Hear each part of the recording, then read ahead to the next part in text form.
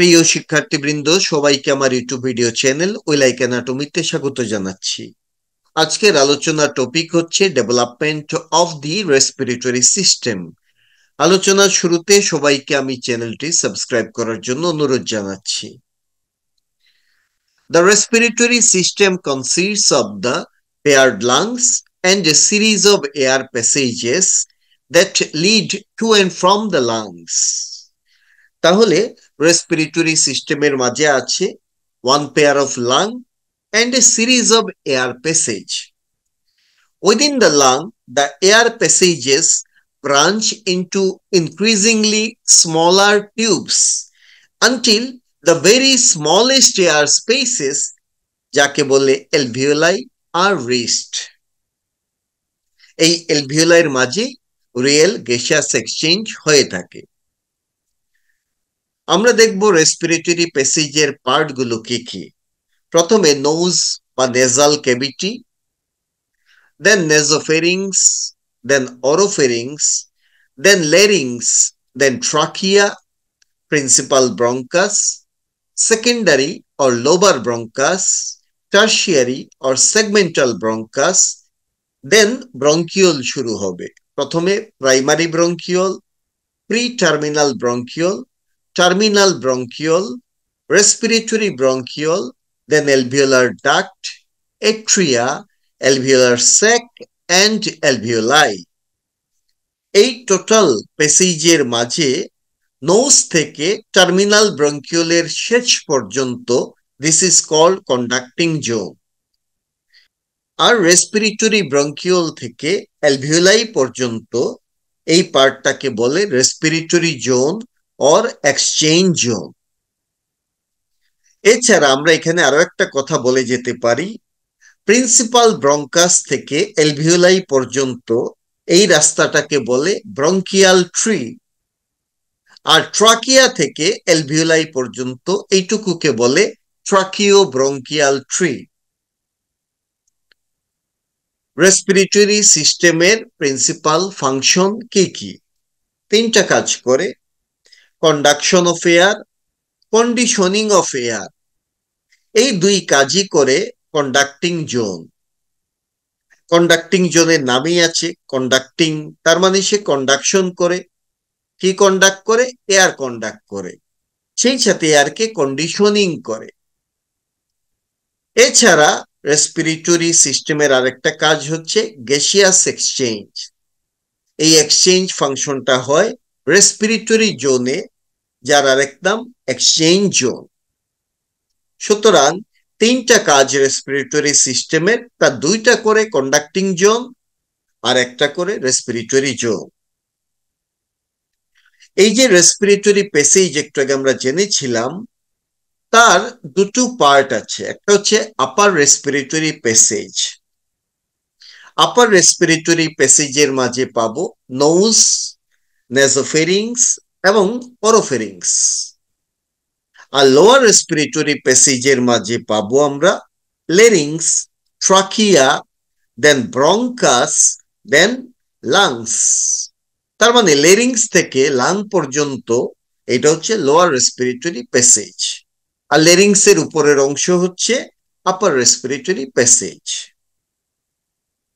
এখন respiratory system কোথা থেকে ডেভেলপ করে? The respiratory system is an outgrowth of the ventral wall of foregut. ফোরগাটের ভেন্ট্রাল ওয়ালের একটা আউটগ্রোথ, সেখান থেকে রেসপিরেটরি সিস্টেম ডেভেলপ করে।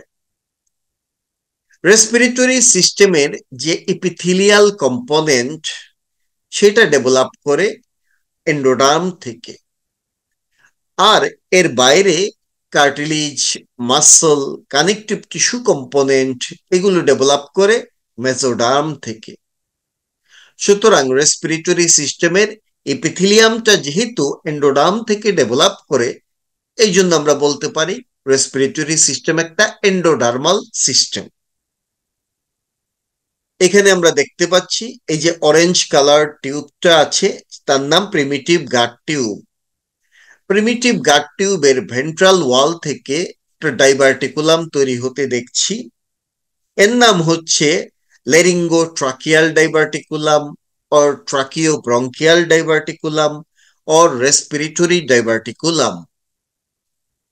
The first sign of development of respiratory system is the formation of laryngotracheal, tracheobronchial or respiratory diverticulum in the ventral wall of the primitive foregut during fourth week of intrauterine life. This diverticulum is in open communication with the foregut initially, but eventually they become separated by the tracheoesophageal septum. Thus, foregut is divided into trachea ventrally and esophagus dorsally. আমরা একটা ছবি দেখি।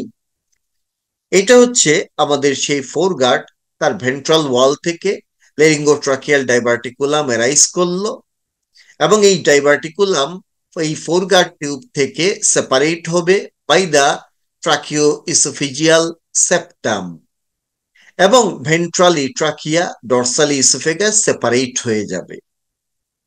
Laryngotracheal diverticulum grows downward and enters thorax, where it divides into two bronchial or lung bars. এই যে দুটো bronchial or lung bar form করে। তো এই দুটো লাং বার ডেভেলপমেন্টের আগে যে পার্টটা আছে এই পার্টকে বলে laryngotracheal tube. This laryngotracheal tube forms the larynx and trachea.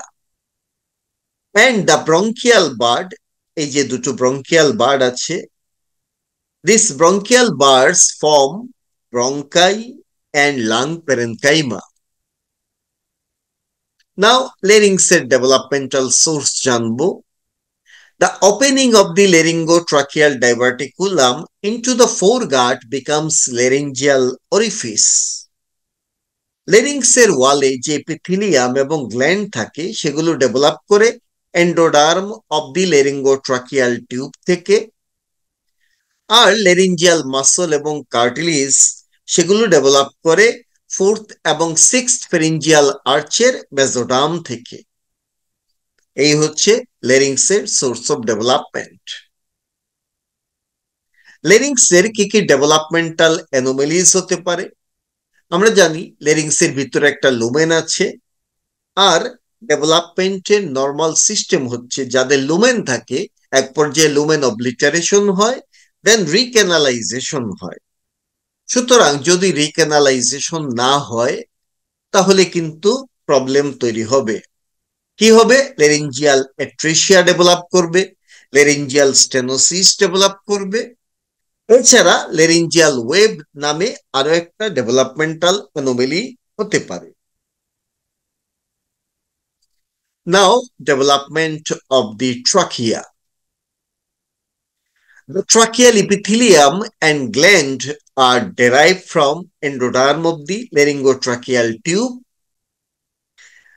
and rest of the layer, that is tracheal smooth muscle, connective tissue, C-shaped hyaline cartilaginous ring, all develop from this splanchnopluric layer of lateral plate mesoderm থেকে। Now, ট্রাকিয়াতে কি কি anomalies হতে পারে? এখানে হতে পারে ট্রাকিওইসোফেজিয়াল fistula. ট্রাকিওইসোফেজিয়াল fistula নিয়ে আমি এলিমেন্টারি সিস্টেম ডেভেলপমেন্টের আন্ডারে অনেক ডিসকাস করেছি, এখানে আমি আর করতে চাই না। তাছাড়া ট্রাকিয়াতেও লুমেন আছে, আর লুমেন থাকলেই স্টেনোসিস বা অ্যাট্রেসিয়া হতে পারে। So tracheal stenosis, tracheal atresia এরকম হতে পারে। তাছাড়া আমরা দেখব ট্রাকিয়া থেকে আলাদাভাবে একটা ব্রঙ্কাস তৈরি হয়ে যেতে পারে, এটাকে বলে ট্রাকিয়াল ব্রঙ্কাস, এবং সেই ব্রঙ্কাসের একদম টার্মিনাল পার্টে আবার লাং টিস্যু ডেভেলপ করতে পারে যাকে বলে tracheal lobe.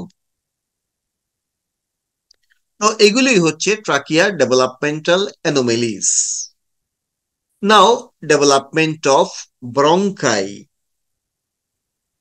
Laryngotracheal diverticulum divides into two bronchial or lung bud.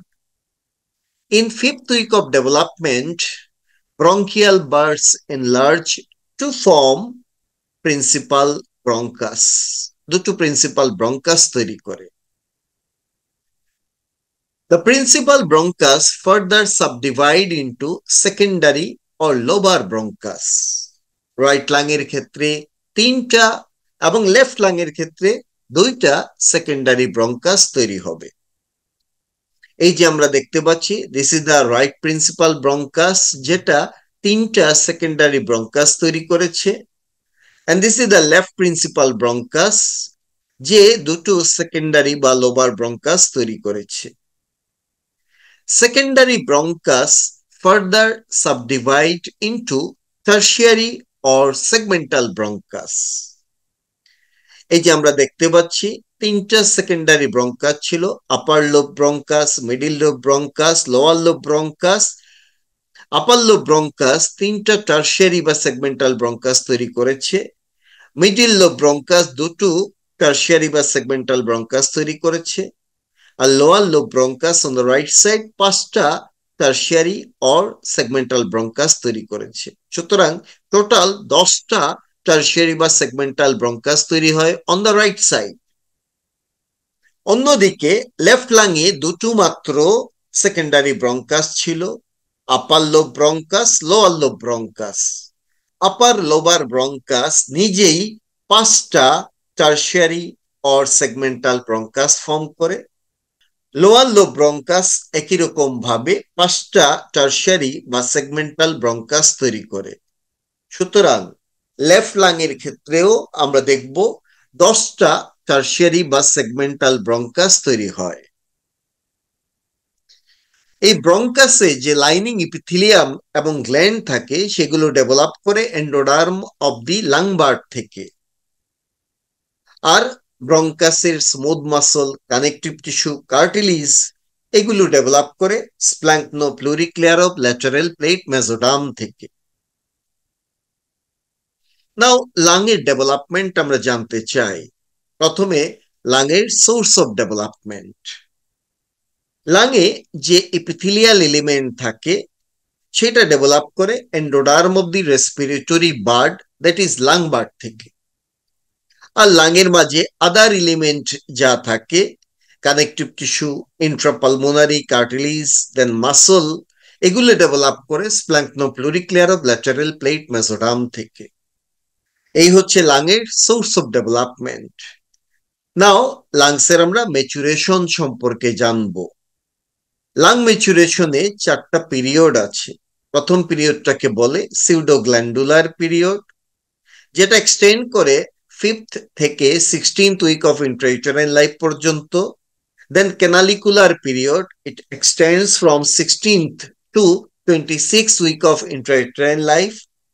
Then terminal sac period, এটা এক্সটেন্ড করে 26th week of intrauterine life থেকে বার্থ পর্যন্ত। এবং ফাইনালি অ্যালভিওলার পিরিয়ড, এই পিরিয়ড এক্সটেন্ড করে 32nd উইক থেকে 8 ইয়ার আফটার বার্থ পর্যন্ত। তার মানে এটা এক্সটেন্ড করে 8 মান্থ অফ ইন্ট্রাইউটেরাইন লাইফ থেকে 8 ইয়ার আফটার বার্থ পর্যন্ত। এই সময়ে অ্যালভিওলার সংখ্যা বাড়তে থাকে। ইন্ট্রাইউটেরাইন লাইফে এক একটা লাঙে 10 মিলিয়ন অ্যালভিওলাই থাকে, তার মানে 2 লাং মিলে 20 মিলিয়ন। কিন্তু অ্যাডাল্টে, that is at the end of alveolar period, এক একটা লাংসে 150 মিলিয়ন অ্যালভিওলাই থাকে। তার মানে 2 লাং মিলে 300, that is 300 to 400 million alveoli থাকে। অর্থাৎ লাংয়ের মাঝে অ্যালভিওলার সংখ্যা প্রায় 15 টাইমস বাড়ে ডিউরিং দ্য অ্যালভিওলার পিরিয়ড। এখন আমরা এক একটা পিরিয়ড সম্পর্কে একটু একটু করে জানার চেষ্টা করব। এই পিরিয়ড গুলো মনে রাখার জন্য আমরা একটা নিমোনিক ইউজ করতে পারি, সেটা হচ্ছে PCTA। P means pseudoglandular period, then C means canalicular period, then T means terminal sac period, and A means alveolar period. এই 4টা পিরিয়ড পাওয়া যাবে লাং ম্যাচুরেশনের জন্য। এক একটা পিরিয়ডে কি ঘটে সেটা আমরা ধীরে ধীরে জানবো এবার। সিউডোগ্ল্যান্ডুলার পিরিয়ড, এই পিরিয়ড এক্সটেন্ড করে 5th to 16th week of intrauterine life পর্যন্ত। এই পিরিয়ডে ডেভেলপিং লাংকে দেখতে একটা এক্সোক্রাইন গ্ল্যান্ডের মতো দেখায়, এই জন্য এটাকে বলে সিউডোগ্ল্যান্ডুলার পিরিয়ড।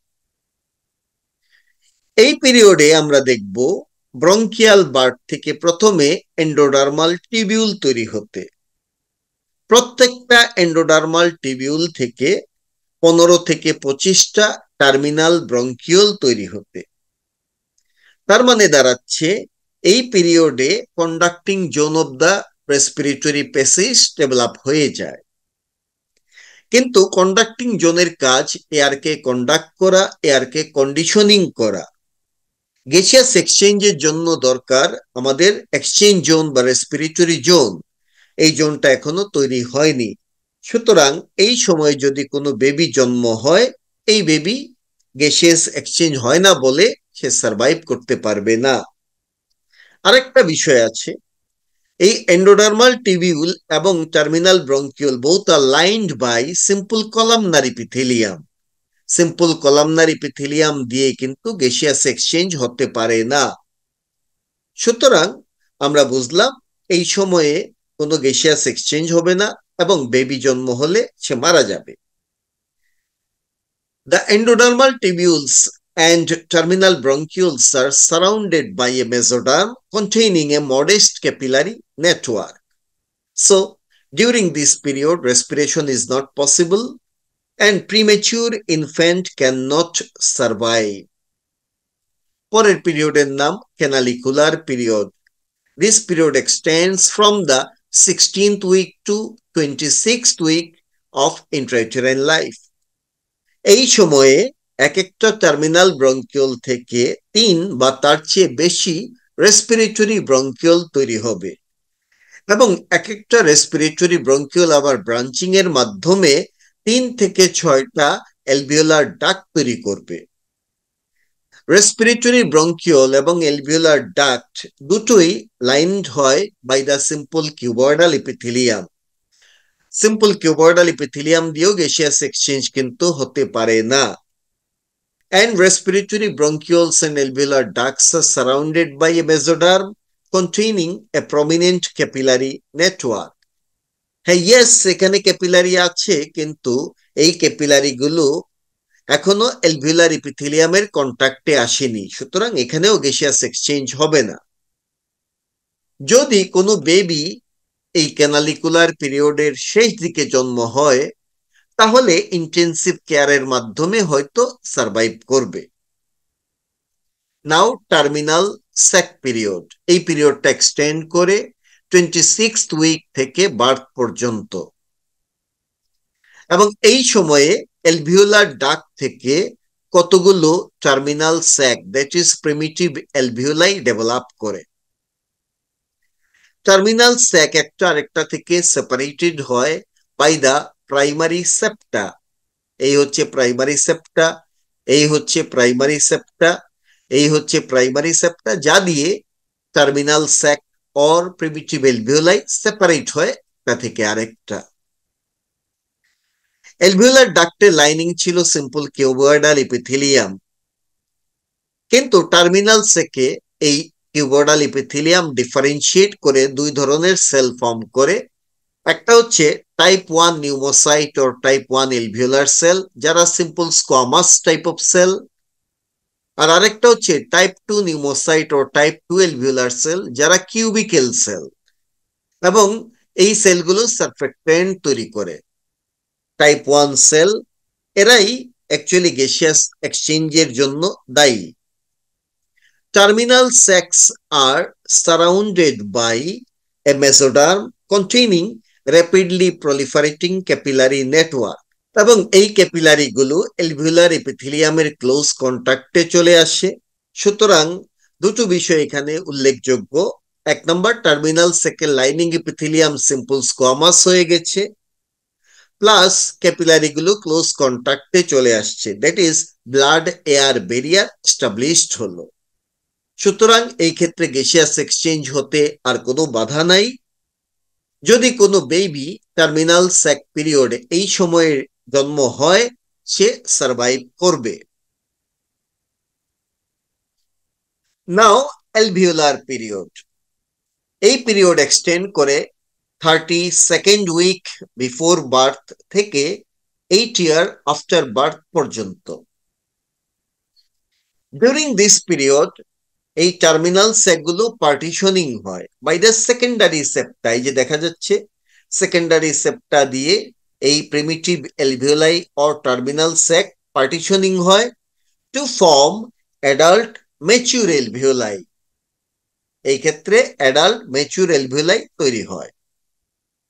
টার্মিনাল সেক পিরিয়ডে এক একটা লাংসে 10 মিলিয়ন অর্থাৎ 2 লাং মিলে 20 মিলিয়ন এলভিওলাই ছিল, কিন্তু এলভিওলার পিরিয়ডের শেষে এক একটা লাংসে 150 মিলিয়ন অর্থাৎ 2 লাং মিলে 300 থেকে 400 মিলিয়ন এলভিওলাই পাওয়া যায়। তার মানে এলভিওলার সংখ্যা হিউজ পরিমাণে বাড়তে থাকে। The major mechanism for increase in the number of alveoli is the formation of secondary septa that partition the existing terminal sac or primitive alveoli. At birth, the increase in the size of the lung, জন্মের সময় যে লাংয়ের size বাড়ে কেন হয়? Due to an increase in the number of alveoli and number of respiratory bronchiole. এই ক্ষেত্রে alveoli এবং respiratory ব্রঙ্কিওলের number বাড়ার মাধ্যমে লাং এক্সপান্ড করে। তো এইটা হচ্ছে সেই সামারি ছবি। প্রথমে আমরা দেখি ব্রঙ্কিয়াল বার্ড থেকে এন্ডোডার্মাল টিবিউল তৈরি হয়, এন্ডোডার্মাল টিবিউল থেকে টার্মিনাল ব্রঙ্কিওল তৈরি হয়। দুটো স্ট্রাকচারে লাইন হয় by the simple columnar epithelium, এইটারে বলে pseudoglandular period. Then terminal bronchiole থেকে রেসপিরেটরি ব্রঙ্কিওল এবং রেসপিরেটরি ব্রঙ্কিওল থেকে এলভিওলার ডাক্ট ফর্ম করে। এই দুটো স্ট্রাকচার লাইন হয় by the simple cuboidal epithelium, আর এই ফেজকে বলে canalicular period. Then alveolar duct থেকে ফর্ম করে টার্মিনাল স্যাক অর প্রিমিটিভ এলভিওলাই, এবং টার্মিনাল স্যাকে যে লাইনিং এপিথেলিয়াম সেটা সিম্পল কিউবয়েডাল থেকে ডিফারেন্সিয়েট করে সিম্পল স্কোয়ামাস যাকে বলে টাইপ 1 নিউমোসাইট, এবং সিম্পল কিউবয়েডাল যাকে বলে টাইপ 2 নিউমোসাইট তৈরি করে। এটাকেই বলে টার্মিনাল স্যাক পিরিয়ড। তারপরে শুরু হবে অ্যালভিওলার পিরিয়ড। অ্যালভিওলার পিরিয়ডে টার্মিনাল স্যাক গুলো পার্টিশনিং হয় বাই দ্য সেকেন্ডারি সেপ্টা, এবং অ্যালভিওলার নাম্বার এবং রেসপিরেটরি ব্রঙ্কিওলের নাম্বার বাড়তে থাকে। এটাকে বলে অ্যালভিওলার পিরিয়ড। লেরিঙ্গোট্রাকিয়াল ডাইভার্টিকুলাম থেকে এলভিওলাই আসা পর্যন্ত টোটাল 23 বার ব্রাঞ্চিং হয়। এটাকে বলে 23 জেনারেশনস। এর মাঝে 17 জেনারেশন হয় বিফোর বার্থ এন্ড 6 জেনারেশন হয় আফটার বার্থ। সারফেক্টেন্ট সিক্রেশন শুরু হয় বাই টাইপ 2 নিউমোসাইট, সেটা শুরু হয় 20 উইকসে, যদিও তখন সারফেক্টেন্টের পরিমাণ কম থাকে। অ্যাডিকুয়েট সারফেক্টেন্ট তৈরি হয় 28 উইকে, দ্যাট ইজ 7 মান্থে। এই জন্য 7 মান্থকে বলে এজ অফ ভায়াবিলিটি। 7 মান্থের আগে কোনো বেবি জন্ম হলে সারফেক্টেন্টের অভাবে তার লাং কলাপস করে যাবে, লাং এক্সপান্ড করতে পারবে না এবং বেবি মারা যাবে। নাও লাংসের কিছু কনজেনিটাল অ্যানোমালিজ হতে পারে, যেমন একটা হচ্ছে respiratory distress syndrome or hyaline membrane disease. তাছাড়া blind ending trachea with absence of lung, trachea blindly শেষ হয়ে গেল, কোনো লাং নাই, এরকম হতে পারে। Then abnormal divisions of the bronchial tree with supernumerary lobules হতে পারে। দেন লাং তৈরি হয়নি, এজেনেসিস অফ লাং হতে পারে, তৈরি হলো কিন্তু ছোট থেকে গেল, হাইপোপ্লাসিয়া অফ দি লাং হতে পারে। দেন লাংয়ের মাঝে অ্যাবনর্মাল লোব তৈরি হতে পারে। নর্মালি রাইট লাংয়ে 3টা লোব, লেফট লাংয়ে 2 লোব থাকে, কিন্তু রাইট লাংয়ে যদি 2 লোব পাওয়া যায়, লেফট লাংয়ে 3 লোব পাওয়া যায়, তাহলে সেটা অ্যাবনর্মাল লোব হবে। এছাড়া লাংসের মাঝে আমরা জানি এজাইগোস ভেইনের ইমপ্রেশন পাওয়া যায় রাইট লাংয়ে হাইলামের উপরে। যদি এই ভেইনটা খুব ডিপে থাকে তখন আপার পার্ট আলাদা একটা লোব তৈরি করে যাকে বলে এজাইগোস লোব অফ দি লাং। এছাড়া ইকটোপিক লাং টিস্যু তৈরি হতে পারে। এই যে ট্রাকিয়া থেকে সেপারেট একটা ব্রঙ্কাস ডেভেলপ করছে, যাকে বলে ট্রাকিয়াল ব্রঙ্কাস, এবং সেই ব্রঙ্কাস থেকে লাং টিস্যু ডেভেলপ করে ফেলছে, যাকে বলে ইকটোপিক লাং লোব। এছাড়া কনজেনিটাল পলিসিস্টিক লাং ডেভেলপ করতে পারে। লাংয়ের নাকি কমনেস্ট ডেভেলপমেন্টাল অ্যানোমালি হচ্ছে কনজেনিটাল পলিসিস্টিক লাং। তো আমরা রেসপিরেটরি ডিস্ট্রেস সিনড্রোম নামে একটা প্রবলেমের কথা জানতে পেরেছি, যার আরেক নাম হাইলিন মেমব্রেন ডিজিজ। জিনিসটা কি? This clinical condition affects 2% of live newborn infant. As the name suggests, infant born with this condition develop rapid labored breathing shortly after birth. এই কন্ডিশন নিয়ে যদি বেবি জন্ম হয়, জন্মের পর আমরা দেখব তার খুব র্যাপিড এবং কষ্টকর ব্রিদিং হচ্ছে। This condition is common in premature infants, and this is a common cause of death in premature infant. 20% of death in case of premature infant occur due to respiratory distress syndrome. The most common cause of respiratory distress syndrome is the deficiency of surfactant. When the surfactant is deficient, the air-water surface tension becomes high, bringing a great risk that alveoli will collapse during expiration. As a result, respiratory distress syndrome develops. In this disease, the alveoli of the lung are often filled with a fluid having high protein content, which resembles a glassy hyaline membrane. Hence, respiratory distress syndrome is also called hyaline membrane disease.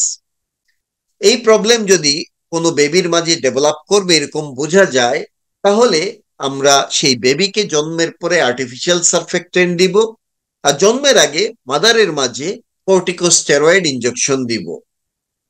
এই corticosteroid বেবির মধ্যে গিয়ে surfactant প্রোডাকশনকে stimulate করবে। So this is the respiratory distress syndrome.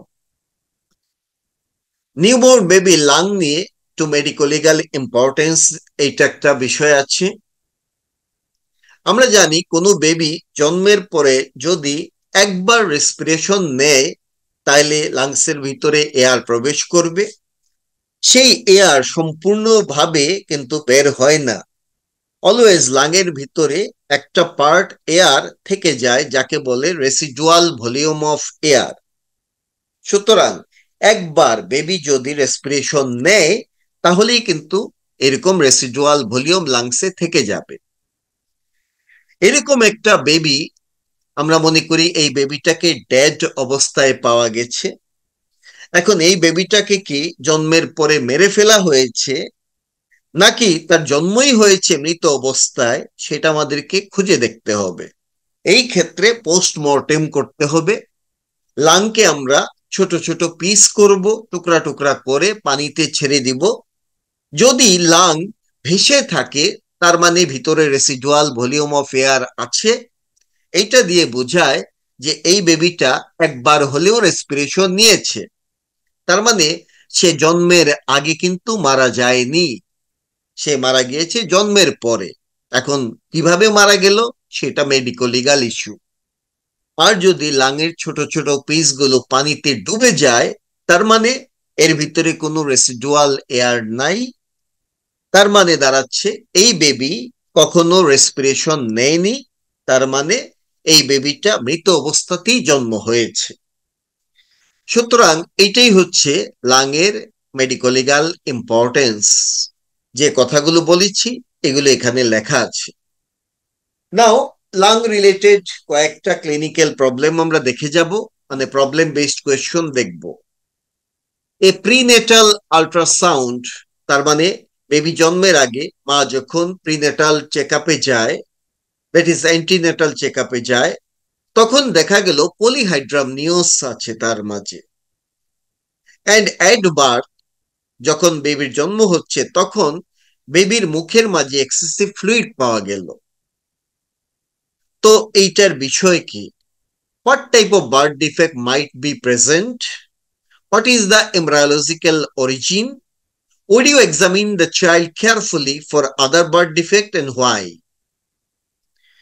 যে birth ডিফেক্টটা এখানে আছে এটা হতে পারে oesophageal atresia with or without tracheoesophageal fistula. Oesophageal atresia থাকার কারণে সেই বেবি অ্যামনিওটিক ফ্লুইড সোয়ালো করতে পারছে না এবং অ্যামনিওটিক ফ্লুইড ভলিউম তখন বেড়ে যাচ্ছে, পলিহাইড্রামনিওস ডেভেলপ করছে। আর ইসোফেগাসে অ্যাট্রেসিয়া থাকার কারণে তার মুখে যে স্যালাইভেশন হয় সেই স্যালাইভাগুলো আর স্টমাকে যেতে পারে না এবং স্যালাইভাগুলো মুখে জমে যাচ্ছে, এক্সেসিভ ফ্লুইড দেখা যাচ্ছে মাউথের মাঝে। The defect is caused by abnormal partitioning of the trachea and esophagus by tracheoesophageal septum. The baby cannot swallow amniotic fluid, but his micturition continues, and this condition results in polyhydramnios.